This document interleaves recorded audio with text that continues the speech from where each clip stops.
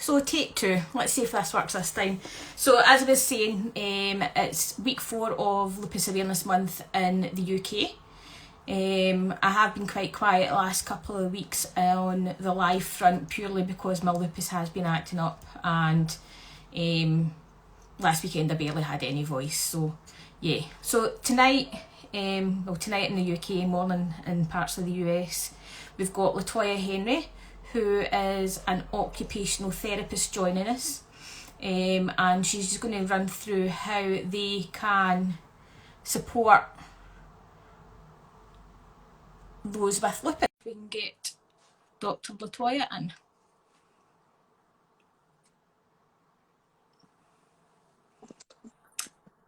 Hiya, how are you? I'm good. How are you? I'm fine. Thank you so much for joining us in your weekend. Of course, it's really hard to hear right now. Are you not getting much volume? Yeah, I don't know why. I was hearing you before I joined the live, and then as soon as I joined, the volume went down. Um, but it's okay. We'll make it work. We'll make it work. Fantastic. So tell us about your own journey with lupus. I know that you're obviously a lupus warrior as well. So tell us your journey through. Sure. So I was diagnosed with lupus in 2014. Prior to being diagnosed at that time, uh, I had a bout of it in 2010, but the doctors were unable to diagnose it at that time. I had the swelling, I had so much pain, I couldn't move. It was very debilitating, but doctors were diagnosed me with mixed connective tissue disorder instead of lupus, even though my mother also has lupus. So I was like, I have all the symptoms, but it was so hard to diagnose. So with that, and then going through the process the second time around, I kind of knew what I was gonna go through, and all of the medication, and I basically went on the same medication again, except that this time I had Plaquenil and azathioprine, um, and prednisone. So prednisone is one of the steroids. Prednisone actually gave me um, steroid-induced diabetes. Once I Wow. had started, once I started prednisone, I'm not blaming it fully on that. Because I think at that time I also started eating a lot more. Obviously, with prednisone, you eat, we all know, you just eat. So I started eating a lot more, and I started just gaining so much weight. So all of that combined, my body was wrecked, right? And so yeah, I know, I thank God at this point I'm not feeling the symptoms of it as much. So I'm in a process now of trying to lose the weight that I gained 6 years ago from all of that, the steroid and all of the unhealthy foods that I just couldn't get over eating. And you're doing amazing. You're documenting your journey every day of your walks and things, and you're doing amazing. You've inspired me to go back out walking, and I haven't walked for Yay! ages. So it's nice to see that you can come out of the other side and get control of things again. hmm So yeah, hmm you've certainly inspired me in that front. So thank you for that. Of course. I know when I was going through it, when I was in the process, when it was the pain, just even the thought of walking was like, no. Yeah. It was not a fun thought because it was so painful. But I do want to encourage anybody that's in that process right now, that just going out just one step at a time, take breaks. It doesn't have to be an hour walk. Yeah. It could be just 10 minutes, or 5 minutes, just getting into that routine again, because it really does help. Great. Fantastic. So you're an occupational therapist. So tell us a Yes. wee bit about what is an occupational therapist. What do you do? So occupational therapists work with individuals across the lifespan. We work to help with activities of daily living. So all your everyday activities. We work to make sure that individuals are able to complete their activities independently as possible with or without a disability. So working across the lifespan, I personally work with children in schools, but I also have experience working with nursing home, in home health, and just outpatient rehab. So depending on what it is, we work to make sure that you are able to be as independent as possible. Amazing. So, how can occupational therapists help people with lupus specifically? So for lupus, we work with a lot of energy conservation techniques, really making sure you are able to manage that fatigue that you get and how to cope with that. We work on a lot of pain management also, because I know when I went through it, I had lots of pain in my hands. Everybody is different, Yeah. obviously. Joint pain. So working on either splinting techniques or energy conservation, just tips to be able to move your body more freely without having pain. Great. So, what are some strategies that we could use? What strategies could we walk away with today that we could start implementing straight away? So definitely take breaks. Take breaks. Like you don't have to do it all at once, right? I know we think that, oh, I got to get this done. I have to cook a meal. So let me cook it all right now. Take breaks. Plan your meals out. Plan your day out.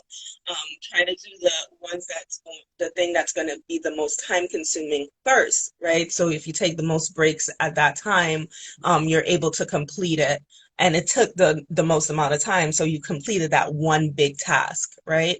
Plan ahead, take breaks, do not, and really just listen to your body.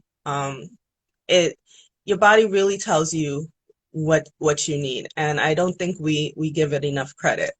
You know, we really want to go heads first and do things, but when your body tells you to rest, you need to rest. And it's also being an advocate for yourself, because I know lupus is considered like one of the silent diseases, because people see us and they're like, oh, outside we look fine, right? But on our body is telling us other things. So really, we need to be an advocate for ourselves and let people know that we're uncomfortable doing this. I can't go for this long walk. I can't plan Thanksgiving dinner by myself, or whatever the situation is. We really need to be able to speak up for ourselves and make sure that our body takes priority in our journey. Yeah. Is there any other ways that we could advocate for ourselves, sort of like maybe particularly, I know sort of at work, for me, sometimes it can be quite difficult and I probably put myself under a lot of pressure to get things done because I don't want to let people down, but Mm-hmm. what can we do to sort of make sure that we're looking after ourselves while still managing to get the jobs done? Well, I think you can start by explaining, if you're comfortable, by explaining the disability to your employer, explaining that this causes fatigue and it causes all these other variety of illnesses and symptoms. So if you explain the symptoms and you say that you're still going to do your job, but it may look differently, it may mean that I have to, instead of taking an hour to write whatever it is, whatever your job is, it may take me 2 hours. But it's not gonna change the quality of the work.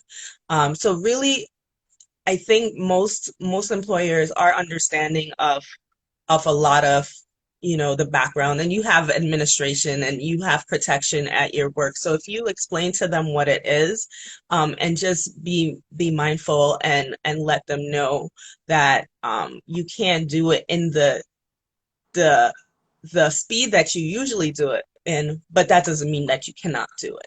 You know, that's probably the number one thing. I did that when I was working. When I first got diagnosed, I was actually a home health aide, and I was working to help somebody who was like bedridden and couldn't move. And I just remember trying to lift her leg, and I was like, I can't do this because I couldn't lift my hand. And it took me a minute. I told her I can't do it right now, and I took a break. I went back, composed myself. and probably in 15 minutes later, I was able to do that movement again. But if I had tried to push through it and do what she wanted me to do at that time, I definitely would have hurt myself even more. So definitely just stopping, listening to your body again, and advocating for yourself. Yeah, I think that's one definitely for me. Listening to my body, it's I try and push through so much, and then it ends Mhm. up catching up with me so badly, and I pay for it in the long run rather than actually Yeah. taking that time there to Yes. take that break or say no, I'll do it later. Hmm. I don't like letting people down or letting my work down, or do you know, it's on me most of the time. Absolutely. Yeah, But yeah, absolutely. And also just realizing that work is always going to be there. Like, like as soon as you get a task done, you know what? There's going to be something else for you to do. Like, so put yourself as priority instead of putting the work as priority, right? I always think to myself that if God forbid something happens to me, they're going to find a new employee, yeah, right? They're gonna find yeah, they're gonna find a new employee. But you just put you're devoting your whole life to this, and they're they're easy, like you're easy to be replaced in their eyes. Unfortunately, that's how it is in this, because work has to get done, you yeah, know. So the same way that they prioritize that work has to get done, your body has to be well, right? that's a Your body really has to be yeah, well for yourself, for your family. Just you need to put that as a priority. yeah, So it took me a while to figure that out too, because I'm like you. I don't want to I don't want to disappoint. I think we're all like that, we don't want to disappoint our jobs, but once I realized that, hey, God forbid something happened, they're going to find someone else. Oh, they'll find a way to get this yeah. done. So that was really helpful for me. That's all the questions I've got. But is there anything else you'd like to add about what we can do to sort of help ourselves, or anything else you think would be a good piece of advice Hmm. for people? Well, I as I'm going through this journey now, one thing that I did wish that I was doing when I was really in it was trying to find things, hobbies, activities that I can substitute. I realized that I couldn't go running anymore. I Yeah, couldn't do, but there were other things that I could have done. But instead of doing that, I kind of allowed the disease to take control of me. I mean, again, I was in pain. I was like, so I like I know why I did that, but now I wish that I had found used my energy in another way to kind of improve my quality of life. So now I'm trying to find hobbies that I like something that can replace that, but at that time I wasn't even thinking about it. So really just trying to find, if you can't do something really active, I would say, okay, well, you can paint. yeah, You can knit, really, if your hands aren't in too much pain. Like, there's so many things that you can do. uh, Try to replace it with something positive so that you're mentally also, you are cognitively in a better place, because it definitely drains you, and you can get into such a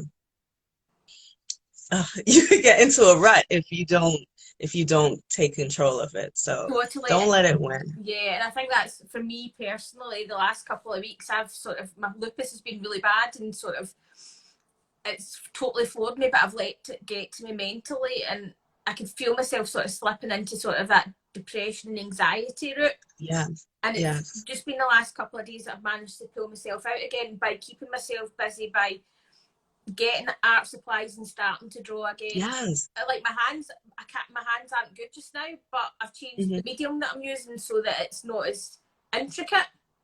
Yeah, But just yeah, finding yeah. that alternative, and I find even the last couple of days, my mental health is. I can feel myself starting to lift again, Exactly, because when exactly. you've got that pain, that fatigue, and then you've got the mental health on top of that, it's you're stuck, Yes, that's and it's exactly a it. horrible feeling. That's exactly it. And just finding another way to do it. Like what you said, that's exactly what an OT would do. You know, you really enjoy painting, but you realize that the fine brushes are horrible, are hard to use when you have that pain and fatigue. So use like a thicker brush, Yeah, right? Instead of doing those intricate lines where you have to use really small fine motor skills, you use a thicker brush so that you can hold it, you know, and still be able to complete that activity that brings you joy, right? So you're still finding joy, you're still enjoying life without considering all of the things that you can't do, yeah, right? definitely. So it's been fantastic talking to you. As I said, thank you so much for taking the time out of your weekend for doing No this. problem. Thank you Um, for doing this. I love that you have so many people coming on and sharing. I wish that when I started this journey that I had that kind of resource. I mean, I had my mom, but it was definitely different than just having a community. So yeah, this is thank you. very I'm encouraging. glad. I'm glad everybody's enjoying it. I'm getting some really good feedback, so I really am glad that everybody's enjoying it.